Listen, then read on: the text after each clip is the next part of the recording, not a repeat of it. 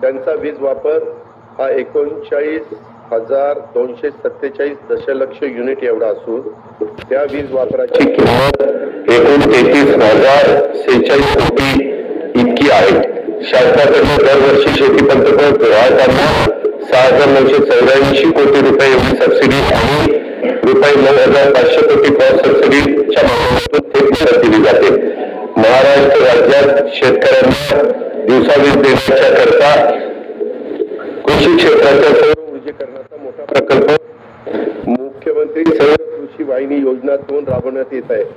सदर योजनेअंतर्गत 9,200 मेगावॉट क्षमतेचे विकेंद्रीकृत सौर ऊर्जा प्रकल्प हाती घेण्यात आलेले आहेत. या सर्व प्रकल्पांची अंमलबजावणीसाठी कालावधी 18 महिने असून मार्च 2024 पासून ऑक्टोबर 2025 पर्यंत हे प्रकल्प पूर्ण होणार आहेत. याच्याकरता जेवढी जमीन लागणार होती ही सगळी जमीन सरकारकडे उपलब्ध झाली आणि आपण हँडओव्हर देखील त्या ठिकाणी केली.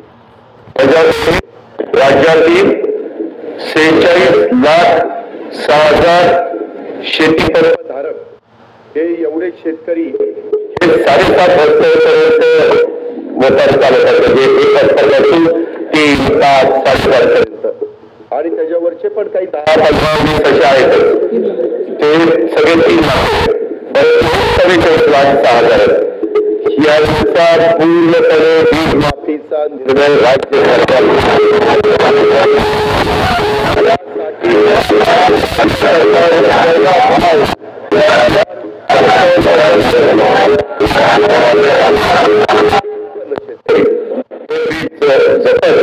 शेतकऱ्यांना विविध पातळीवर सहाय्य करण्यासाठी शासन कटिबद्ध आहे. बी बियाण्यासाठी थेट अनुदान, सिंचन सुविधा, आधुनिक तंत्रज्ञानाचा वापर, शेतीपूरक उद्योगांना प्रोत्साहन,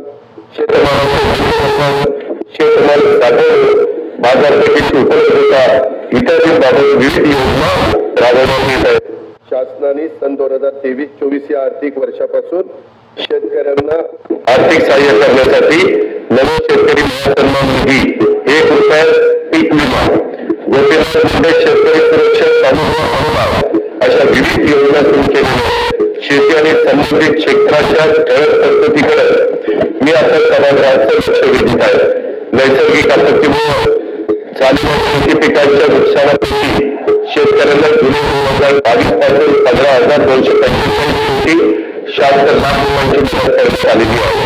नोव्हेंबर-डिसेंबर 2023 मधील अवकाळी पावसामुळे बाधित झालेल्या 24,47,000 शेतकऱ्यांना आतापर्यंत 2,253 कोटी रुपयांची मदत देण्यात आली आहे.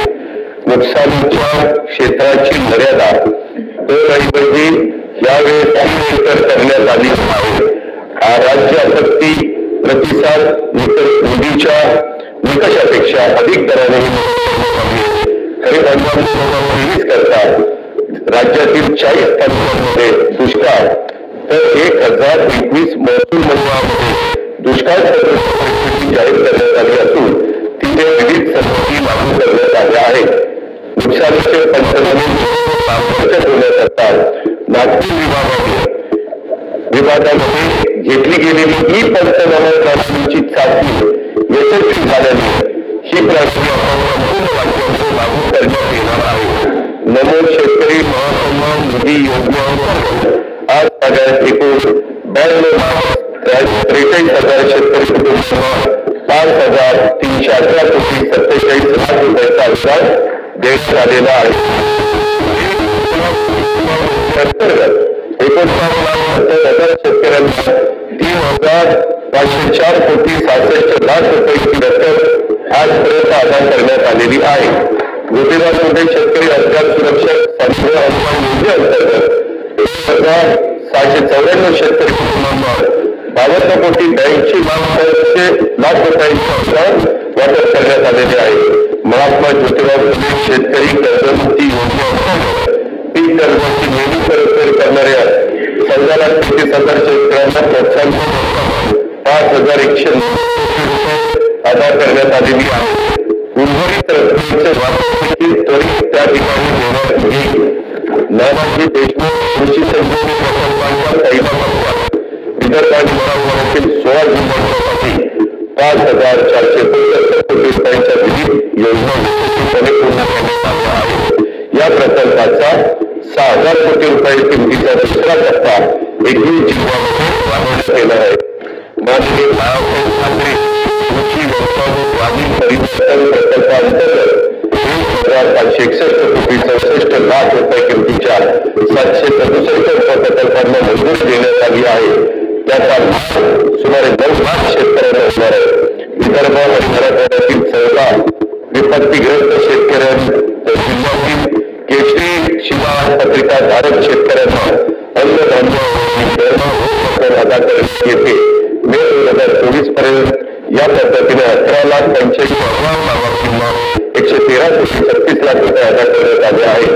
राष्ट्रीय कृषी विकास योजना आणि राज्य पुरस्कृत कृषी यांत्रिकीकरण योजनेतून गेल्या 3 वर्षात 2,14,000 शेतकऱ्यांना ट्रॅक्टर पोहोचविणं आदी यांत्रिकी शेती उपकरणांसाठी खरेदीसाठी 1,239 कोटी रुपयाचे अनुदान देण्यात आलेलं आहे। शेतमालाच्या स्थानिक पातळीवर साधनसाठी गाव ही योजना राबवण्यात येणार आहे। या योजनेत पहिल्या टप्प्यात 100 नवीन रोजगारांचे बांधकाम तसेच अस्तित्वातील गोदामांची दुरुस्ती केली जाणार आहे। कापूस, सोयाबीन तसेच अन्य तेलबियांच्या उत्पादकतेमध्ये वाढ आणि मूल्य साखळी विकासासाठी विशेष कृती योजना राबवण्यात येत आहे। या योजनेसाठी 2024-25 मध्ये 341 कोटी रुपयाचा निधी उपलब्ध करून देण्यात येत आहे। आधारभूत किमतीनुसार खरीप रब्बी हंगामातील कडधान्य व तेलबियांच्या खरेदीसाठी 100 कोटी रुपयांचा किरकोळ निधी स्थापन करण्यात येईल। कापूस सोयाबीन पिकांच्या राज्याच्या शेवटी उत्पन्नामध्ये मोठा वाटा आहे। मागील वर्षी आंतरराष्ट्रीय घडामोडी व अन्य झालेल्या किमतीतील घसरणीमुळे शेतकऱ्यांना दिलासा देण्यासाठी खरीप उत्पादन हंगाम 23-24 मध्ये कापूस व सोयाबीन उत्पादक शेतकऱ्यांना 2 हेक्टर प्रमाणे हेक्टरच्या मर्यादेत प्रति हेक्टरी 5,000 रुपयाचा अर्थसहाय्य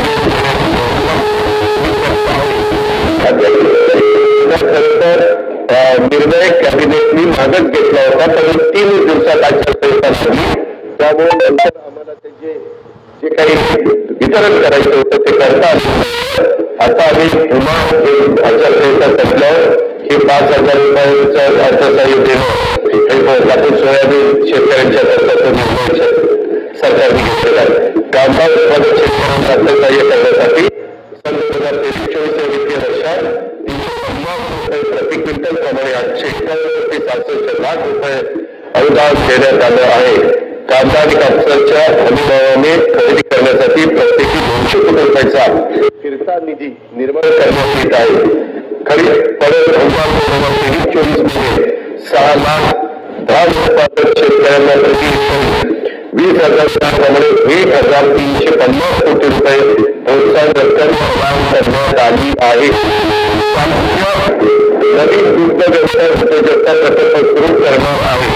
पशुसंवर्धन, दुग्ध व्यवसाय, पशुचारा आणि पशुखाद्य उत्पादन या क्षेत्रात नवीन उद्योजक निर्माण करणे, रोजगार आणि स्वयंरोजगाराच्या माध्यमातून शेतकऱ्यांच्या